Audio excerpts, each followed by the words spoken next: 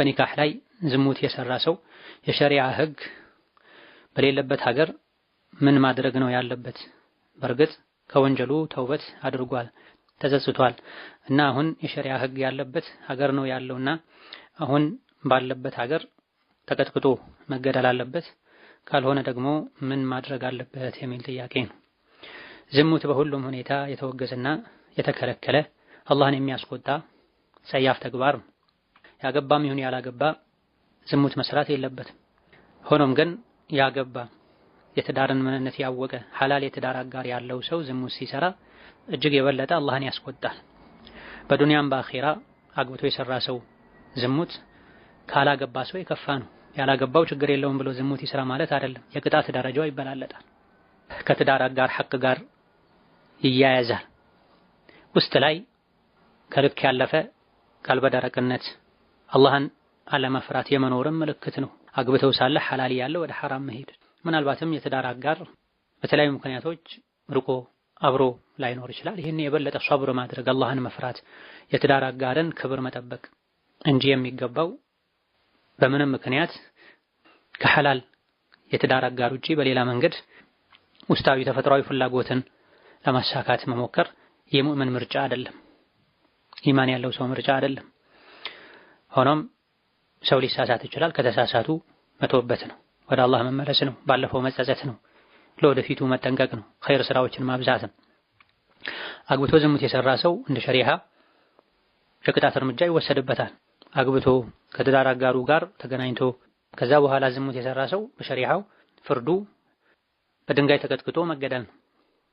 ይሄ የሚሆነው መቼ ነው?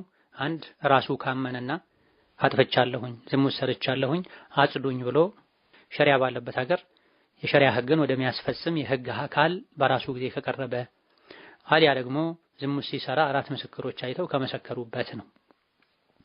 ራሱ ሄዶ መስክሮ ሸሪዓ ፍርድ ቤት ቀርቦ የሸሪዓውን ህግ እኔ ላይ ተፈጻሚ አድርጉ ካላለ ወይም 4 ምስክሮች አይተው ሄደው ካልተናገሩ በስተቀር ከላይ የተጠቀሰው አይነት የቅጣት እርምጃ አይወሰድም።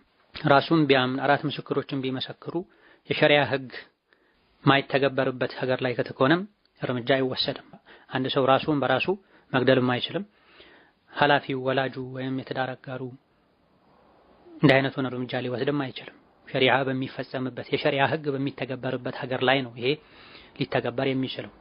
የሸሪዓ ህግ የሚተገበርበትም ሀገር ላይ ቢሆን አንድ ሰው ራሱን ደብቆ ተጸጽቶ ተውበት አድርጎ ወደ አላህ መመለሱ ነው የሚሻለው። ነብዩ አለይሂ ሰላቱ ሰላም እንደዚህ አይነት እንደ ዝሙት ያሉ ቆሻሻ ተግባራትን ቃዱራትን የተዳፈረ ሰው አላህ እስከሰተረው ድረስ ራሱን ሰትሮ በሱና በጌታው መሃል ተውበት አድርጎ ወደ አላህ እንዲመለስ መክረዋል።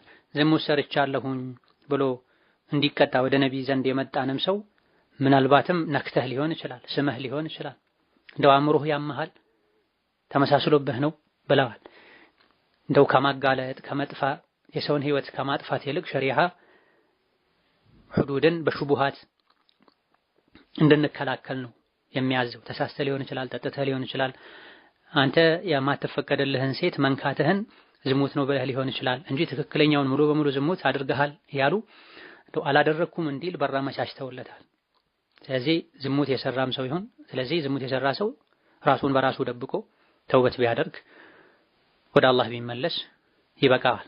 በቀሪ ህይወት መልካም ስራዎችን ወንጀል የሚያብሱ ኸይር ስራዎችን ከማብዛት ጋር ሱና ጾሞችን ማብዛት፣ ሰደቃ ማብዛት፣ የሌሊት ሶላት ማብዛት፣ ሶላት ዱሃን ማብዛት፣ ወደ መስጂድ መመላለስ ማብዛት ኢላ ገይሪ ዳሊክ በቅዝቃዜ ወቅት ውዱእ ማድረግ በሚከብድበት ወቅት ውዱእን አሳምሮ ማድረግ ኢላ ገይሪ ዳሊክ ወንጀል ያብሳል ነው የሚባሉ ኸይር ስራዎችን ማብዛትና ወንጀልን ደብቆ ከአላህ ብቻ መታረቁ የተሻለ ይሆናል። ሌላኛው ጥያቄ እኔ ጅልባብ ቤት ነው የምሰራው እና አንዳንድ እህቶች ኺማር ባትሸጪ የሚል